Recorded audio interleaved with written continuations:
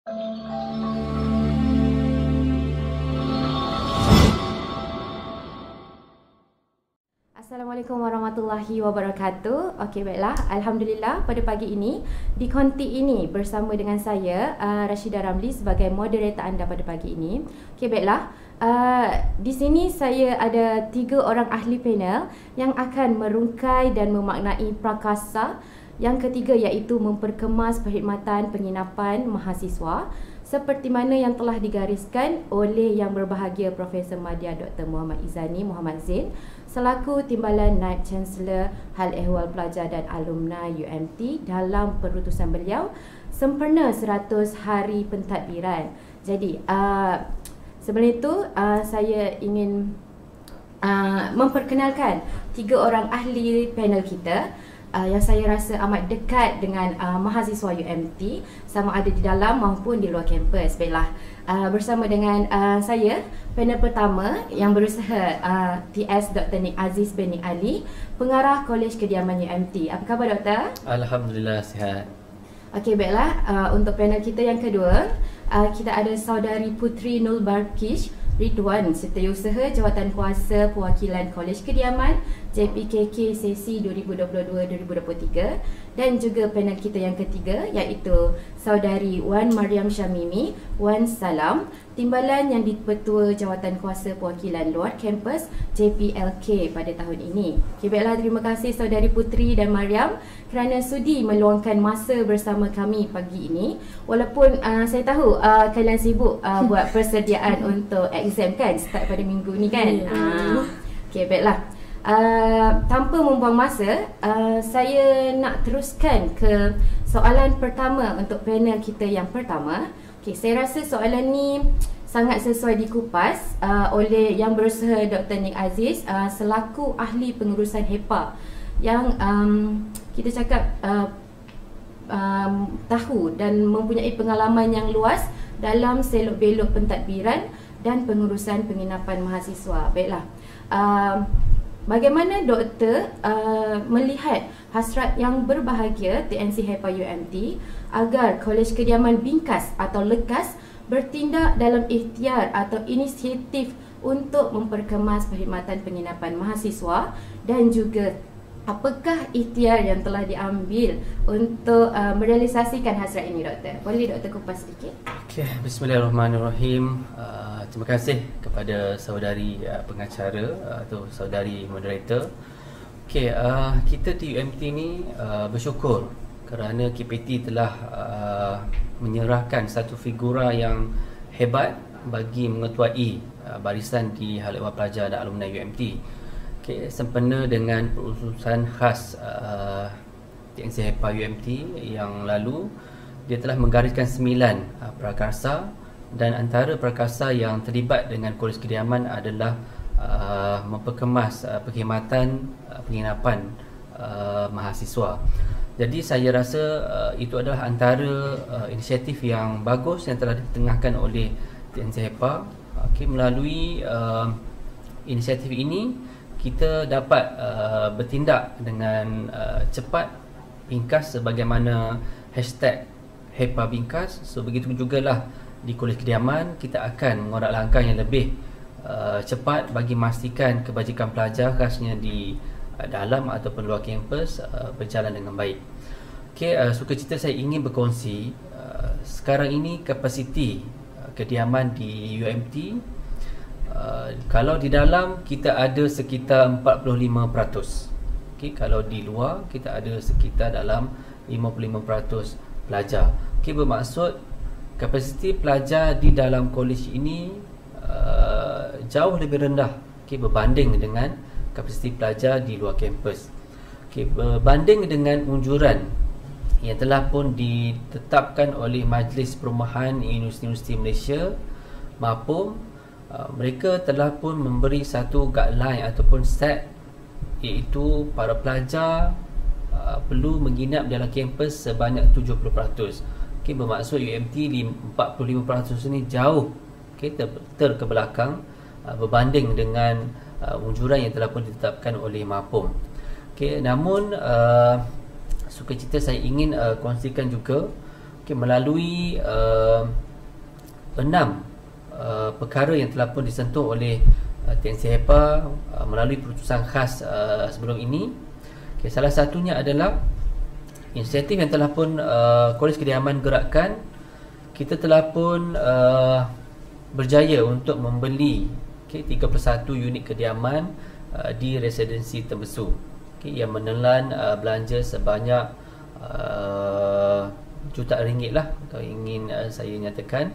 So terima kasih saya ucapkan kepada pihak pengurusan UMT kerana telah pun bersetuju ataupun meluluskan projek ini.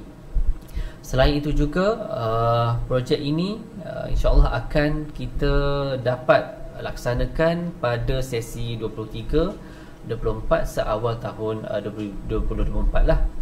Dan kapasiti yang mungkin dapat memuatkan 31 unit kediaman ini adalah sekitar 400 pelajar. Saya jangka bilangan ini walaupun ianya sedikit, tapi dapat membantu para pelajar yang sekarang ini sedang struggle untuk mendapatkan kediaman. Selain itu juga dengan penyediaan unit ini, kita sertakan juga dengan pengangkutan. Mana ini adalah antara alternatif ataupun inisiatif yang telah pun kita buat. Sampai kita menyediakan penginapan, kita juga menyediakan pengangkutan percuma kepada para pelajar yang menginap di residensi Tembusu. Selain itu juga poin yang disentuh dalam prakarsa ini, UMT sekali lagi melalui pihak pembangunan PPH telah pun diluluskan satu bajet 1.25 juta berkaitan dengan perkara ataupun ruang usang yang telah pun diluluskan oleh KPT kepada pihak UMT sebanyak 1.25 juta berkaitan dengan pembaikian tandas di 6 blok kolej di bahagian Abdul Rahman Limbung. So dengan pembaikian ini, ia sedikit sebanyak akan membantu bagi memulihkan ruang-ruang bilik sebanyak 36 bilik di tepi tandas, yang mana bilik-bilik berkenaan tidak dapat digunakan pakai kerana kulat, kelembapan. So di situlah dengan adanya bajet yang telah diberikan oleh KPT ini, ruang-ruang berkenaan insya-Allah dapat diselenggara, dapat dibaiki pada tahun ini insya-Allah, dan mungkin akan memanfaatkan sebanyak 144 orang. Tambahan 144 orang inilah yang mungkin akan memberi sedikit sinar lah kepada pelajar yang terdapat asrama dengan adanya ruang tambahan ini. Selain itu juga poin lain yang disentuh dalam prakarsa ini adalah kita ingin memperkemaskan berkaitan dengan aktiviti ataupun kebajikan pelajar di luar kampus. InsyaAllah nanti mungkin saudari Mariam akan mungkin memberi penjelasan yang lebih berkaitan dengan aktiviti apakah aktiviti yang berada di luar kampus melalui seksyen Kolej Kediaman luar kampus. Dan seterusnya kita juga di Kolej Kediaman menyahut ataupun lebih bergerak ke depan ke arah dunia digital. Kita nak sekarang ni semua perkara berlaku di hujung jari. Kita tidak perlu melalui perkara-perkara yang manual. Salah satu alternatif ataupun inisiatif yang bakal dibuat adalah e-visit e-stay, yang mana ianya selepas ini para pelajar ataupun orang luar daripada UMT yang ingin menginap di Kolej Kediaman, mereka hanya boleh booking melalui e-sistem. Kita sebagaimana yang kita nak buat adalah macam Agoda, Trivago dan sebagainya. So mereka pun akan menggunakan sistem sedemikian bagi menginap di Kolej Kediaman UMT lah. Dan saya rasa mungkin di perkara akhir adalah kita di Kolej Kediaman agak committed melalui perkasa yang telah pun digariskan, dijelaskan oleh TNC HEPA. Kita di Kolej Kediaman agak excited untuk menyahut apa sahaja yang berkaitan dengan pemerkasaan mahasiswa. Datangnya TNC ke UMT, TNC nampaknya terus menyahut saranan daripada kementerian untuk memperkasa mahasiswa, dan insya-Allah kami di Kolej Kediaman akan terus berada di belakang Prof untuk menyokong apa sahaja peranan mahasiswa dalam membantu aktiviti-aktiviti kebajikan di UMT, khasnya di Kolej Kediaman. Okey, saya rasa itu sahaja yang dapat saya nyatakan berkaitan dengan prakasa memperkemas perkhidmatan penginapan mahasiswa. Okey. Baiklah Doktor, terima kasih atas penjelasan lanjut itu tadi. Okey, saya yakin 3 inisiatif utama yang Doktor sebutkan itu tadi akan meningkatkan lagi kesejahteraan para mahasiswa di UMT lah. Okey, seterusnya saya beralih pula kepada panel kita yang kedua, iaitu Saudari Putri Nulbarkish. Okey, selaku JPKK, apakah pemerhatian saudari dan rakan JPKK terhadap kualiti semasa perkhidmatan penginapan di Kolej Kediaman? Dan juga saya ingin bertanya, menurut saudari, bagaimanakah barisan JPKK berperanan membantu untuk menyokong pemerkasaan perkhidmatan penginapan Kolej Kediaman? Dipersilakan saudari. Terima kasih Cik Rashidah atas persoalan tersebut. Jadi ada 2 perkara lah yang ditanyakan oleh saudari moderator. Pertama, berhubung dengan pemerhatian kami selalu JPKK. Alhamdulillah, saya melihat Kolej Kediaman di bawah pentadbiran Dr. Nick lah sentiasa merancang dan juga melaksanakan projek-projek pembangunan serta penyelenggaraan untuk meningkatkanlah kesejahteraan warga-warga pelajar yang menginap di asrama. Walaupun berdepan dengan kekangan fasiliti usang, khususnya 6 blok KKARL tu yang menimbulkan isu-isu seperti tripping dan juga masalah tersumbat, pengurusan kolej sangatlah pantas untuk menyelesaikan masalah ni melalui hubungan kerja yang rapat dengan pihak PPH, iaitu Pejabat Pembangunan dan Harta, dan pihak-pihak yang bertanggungjawab dalam menjaga hal-hal penyelenggaraan dan juga keselamatan Kolej Kediaman. Dan yang terbaru juga seperti yang disebutkan oleh Dr. Nick tadi, RM 1.25 juta telah diperuntukkan untuk menaik tarafkan tandas-tandas di blok KKARL tersebutlah. Sudah pastinya mestilah projek ni memberi kelegaan kepada penghuni-penghuni di blok tersebut. Tambahan pula, Kolej Kediaman juga akan melibatkan jawatankuasa seperti MPP, JPKK dan juga JPLK ke dalam meeting bulanan penyelenggaraan.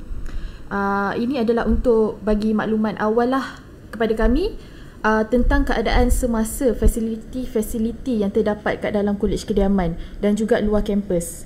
Sekaligus ini dapat memberi peluang lah kepada wakil pelajar yang terlibat dalam meeting tersebut untuk menyuarakan pendapat mereka tentang penambahbaikan daripada sudut pandangan pelajar.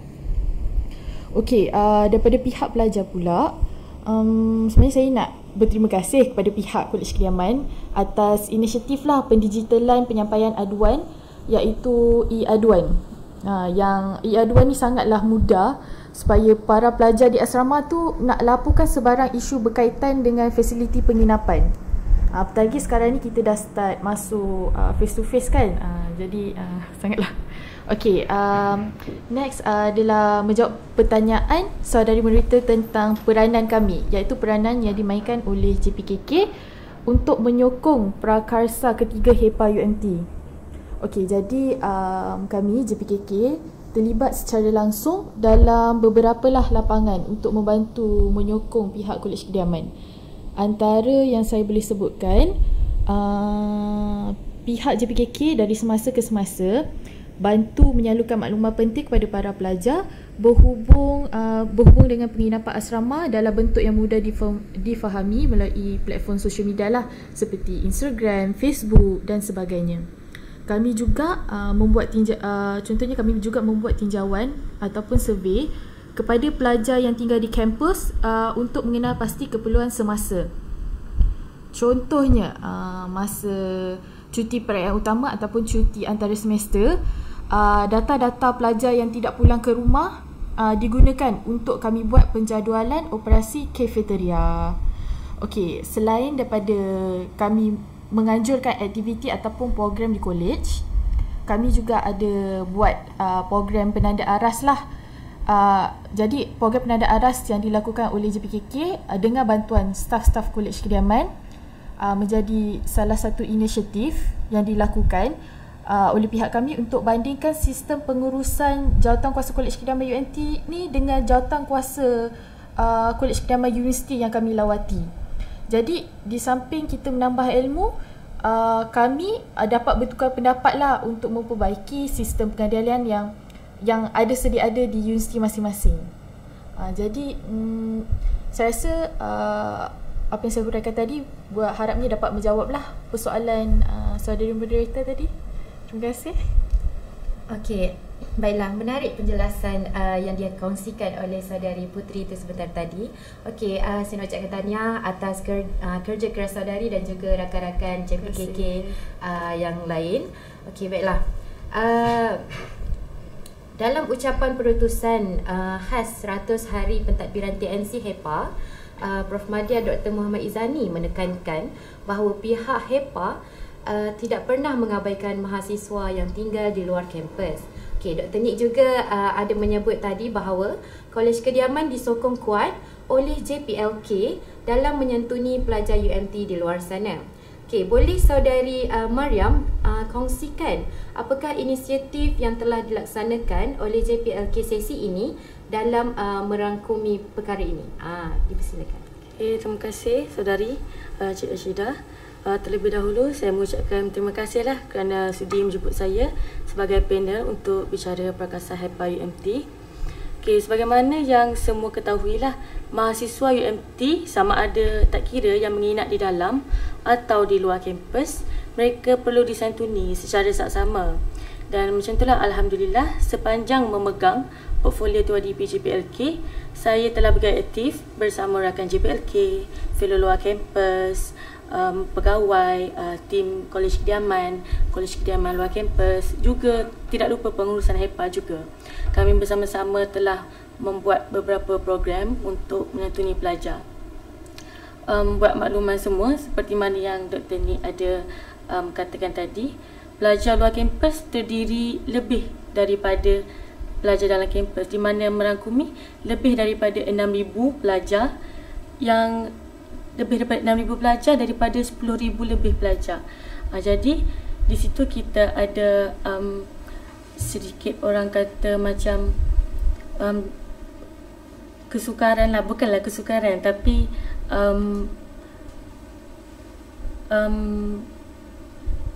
cabaran untuk kita santuni mereka.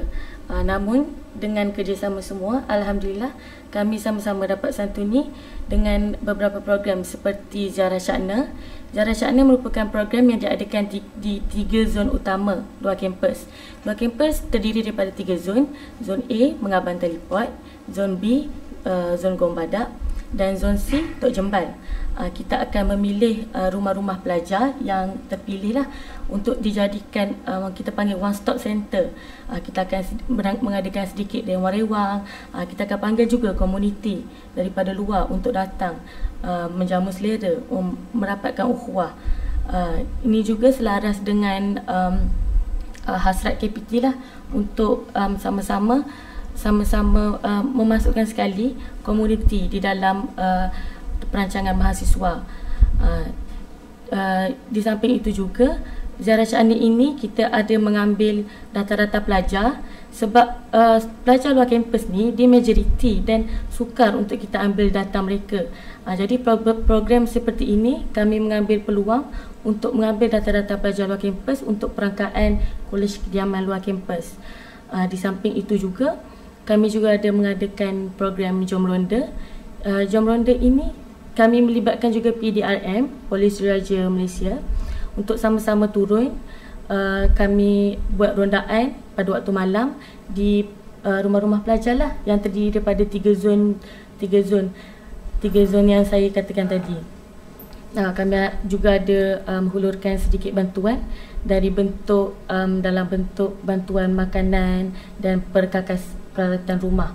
Kami terima kasih juga kepada tim Kolej Kediaman dan HEPA atas dana-dana dan bantuan dan terutamanya sokongan yang telah diberikan sepanjang masa, tak kira dari bentuk bantuan kewangan, kehadiran dan apa jua bentuk.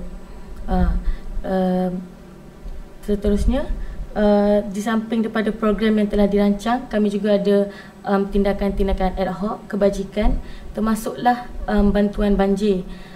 Kami turun untuk kami JPLK bersama rakan JPLK dan fellow-fellow, juga staf-staf Kolej Kediaman luar kampus ada turun bersama-sama dengan pengurusan staf HEPA ke bilik gerakan banjir untuk sama-sama pergi ke rumah pelajar, ambil pelajar, tanya mereka punya khabar, dan sudah tentu mengumpulkan mereka di pusat pengurusan banjir. Itu bunyinya mudah, tapi sebab semuanya berlaku dalam keadaan yang serentak dan tiba-tiba, tiada siapa jangka. Jadi kami tim luar kampus insya-Allah akan sentiasa bersedia untuk menolong warga HEPA untuk sama-sama menyantuni pelajar luar kampus. Kami juga turut membantu pelajar untuk menyantuni mereka dari segi pencarian rumah sewa lah.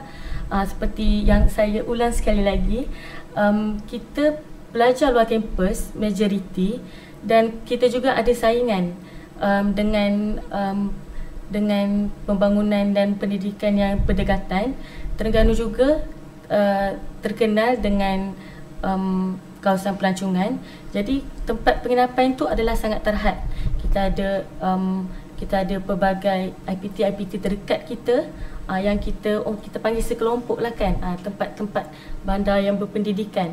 Jadi mencari rumah sewa itu ialah kita panggil satu cabaran juga untuk tim luar kampus. Cabaran yang terkenal yang kita boleh adakanlah setiap tahun. Kami juga bersama rakan JPLK turun untuk mencari rumah sewa pelajar. Kita siap mengetuk rumah untuk mencari rumah-rumah pelajar di mana ada kekosongan, kerana kadang-kadang rumah-rumah sewa yang ada di laman web mungkin telah penuh. Jadi kita sendiri yang kena turun untuk bersama-sama mencari rumah untuk pelajar. InsyaAllah pada tahun-tahun yang akan datang masih akan ada banyak lagi program untuk kita menyantuni pelajar luar kampus yang ramai ini. Itu saja pesan. Terima kasih. Okey, baiklah. Terima kasih Saudari Mariam di atas perkongsian. Itu yang saya rasa banyak orang panggil banyak kerjasama daripada pihak JPLK untuk menyantuni pelajar-pelajar di luar kampus. Okey, saya ingin bertanyakan soalan ini kepada panel kita yang kedua, iaitu harapan Saudari Putri untuk JPKK pada sesi yang akan datang. Boleh Saudari Putri ulaskan? Harapan kami kepada sidang JPKK yang akan datang agar mereka meneruskan lagi usaha dalam penambahbaikan dalam menjaga kebajikan para pelajar lah, khususnya yang berada di dalam Kolej Kediaman UMT. Bukan saja dari segi menyuarakan pendapat, iaitu pendapat para pelajar tentang isu-isu Kolej Kediaman, tetapi sekaliguslah menyediakan keperluan semasa yang diperlukan oleh para pelajar lah dekat dalam Kolej Kediaman UMT. Contohnya macam masalah kesihatan ke, keselamatan ke dan sebagainya. Okey, untuk Saudari Mariam pula. Okay, terima kasih saudari atas soalan. Saya berharap agar JPLK untuk sesi yang seterusnya sentiasa cekal hati, fizikal dan mental, dan nikmatilah kerjasama antara tim-tim yang hebat ini. Sebabnya kita ialah kita mewakili pelajar luar kampus yang ramai. Juga saya harap agar mereka dapat menampung apa kekurangan kami pada sesi ini. Juga sentiasalah cekal untuk membuat program di luar. Dengan saya harap juga agar mereka ada idea-idea yang baru yang mungkin tak dapat kami bayangkan pada sesi ini, sebab insya-Allah tim-tim Kolej Kediaman dan HEPA sudi dan rela untuk support apa juga program yang kami adakan. Jadi cuma idea pelajar tu sendiri yang penting. Jadi kita JPLK kita panggil orang tengah yang paling dekat dengan pelajar. Jadi kitalah yang patut paling mengetahui apa yang pelajar perlukan. Jadi kita perlu sampaikan kepada pihak atasan. Tidak kira dari segi kebajikan, keselamatan ataupun apa-apa juga keperluan. Itu harapan pada saya. Harapan daripada JPKK dan juga JPLK kita untuk sesi yang akan datang. Okey, seterusnya saya beralih pula kepada yang berusaha TS Dr. Nick. Okey, baiklah Doktor. Apa pandangan Dr. Nick berkenaan dengan hashtag HEPA Bingkas yang telah dinyatakan semasa Majlis Perutusan Khas 100 Hari Pentadbiran oleh Yang Berbahagia Profesor Madya Dr. Izani? Okay, terima kasih Syida. Okay, saya ingin menarik perhatian semua tentang hashtag HEPA Bingkas ni. Okay, ada 3 prinsip utama yang telah pun digariskan, iaitu tata kelola yang baik, okay, budaya kerja berprestasi tinggi dan juga nilai bersama. Saya rasa 3 prinsip utama ini yang akan menggerakkan ataupun membingkas prakarsa ke arah pemerkasaan mahasiswa. So, di mana perkataan bingkas tu sendiri memberi erti tangkas, cepat dan sebagainya, sinonim dengan kita di HEPA, iaitu menjaga kebajikan pelajar. Sebab in terms of kebajikan ni tak ada perkara yang boleh kita lambatkan, tak ada perkara yang boleh kita lengahkan, kita harus percepatkan. So hashtag HEPA Bingkas ni saya rasa bersesuaian dengan tahun ini 2023 dan seterusnya, bagi memastikan para pelajar UMT khasnya di Kolej Kediaman dijaga, okay, dikawal dengan baik.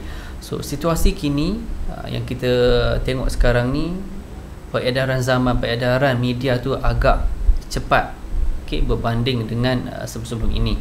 So jadi HEPA Bingkas itu seharusnya perlu dinilai ataupun dilihat dalam erti yang perspektif yang menyeluruh. Okay, kerana para pelajar zaman kini ini didedahkan dengan perkara-perkara yang sinonim dengan kepantasan, okay, media sosial dan sebagainya. Even apa-apa sahaja berita kita belum tahu, mereka dah tahu. So betapa pantasnya peredaran media sekarang ini. So justru melalui harapan Prof semasa Majlis Perutusan Khas 1 hari, Prof ingin kita warga HEPA ni bergerak pantas seiring dengan peredaran zaman adalah satu perkara yang menarik, satu perkara yang hebat. Okay, melalui 3 prinsip yang saya nyatakan tadi, okay, seharusnya kita di tim HEPA ni dapat melihat satu persatu prinsip yang telah dinyatakan dan seterusnya mengaplikasikan prinsip berkenaan melalui 9 prakarsa yang telah pun digariskan bagi memastikan membingkas prakarsa ke arah ke pemerkasaan mahasiswa itu akan direalisasikan pada tahun ini dan seterusnya. So justru saya juga ingin mengucapkan jutaan terima kasih kepada Prof TNC, Prof Izani di atas prakarsa ini, kerana ini adalah antara yang pertama kalinya dilakukan, dan kita di Kolej Kediaman ini akan sebaik mungkin akan menyokong apa sahaja tindakan yang Prof lakukan seiring dengan 3 prinsip utama yang telah pun digariskan dalam Majlis Perutusan 1 hari Prof pada bulan yang lalu.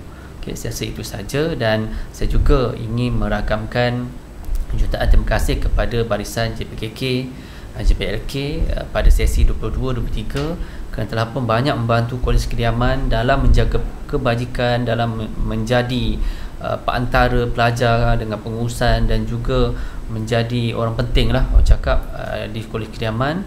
Tanpa mereka saya rasa bingkas atau HEPA Bingkas ni mungkin akan terencat sekiranya tak ada bantuan daripada JPKK, JPLK sesi ini. Dan juga saya juga ingin mengharapkan agar barisan JPKK, JPLK yang baru sesi 23-24 ini akan tangkas lebih bingkas, lebih hebat daripada sebelum-sebelum ini bagi memastikan apa sahaja keputusan yang telah dinyatakan oleh TNC dapat disempurnakan dengan baik. Okey, saya rasa itu sahaja dari saya. Sekian, terima kasih. Okey, baiklah. Itu dia.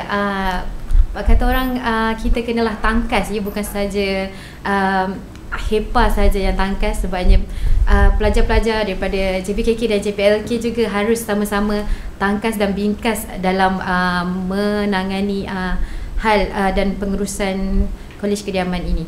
Okey, baiklah. Apa yang boleh saya simpulkan di sini, pihak pengurusan UMT telah pun banyak bertungkus lumus untuk memberikan yang terbaik demi keselesaan mahasiswa-mahasiswi di UMT. Okey, semoga usaha-usaha yang dilakukan dapat dimanfaatkan oleh para pelajar dan juga mahasiswa-mahasiswi di UMT dengan baik. Dan oleh itu, sekian saja daripada saya. Saya ucapkan terima kasih kepada ahli-ahli panel kita yang sudi hadir pada hari ini. Dan sebelum tu, kita #HEPA Bingkas dan juga #KK Cakna Siswa. Wabillahi taufiq wal hidayah. Wassalamualaikum warahmatullahi wabarakatuh.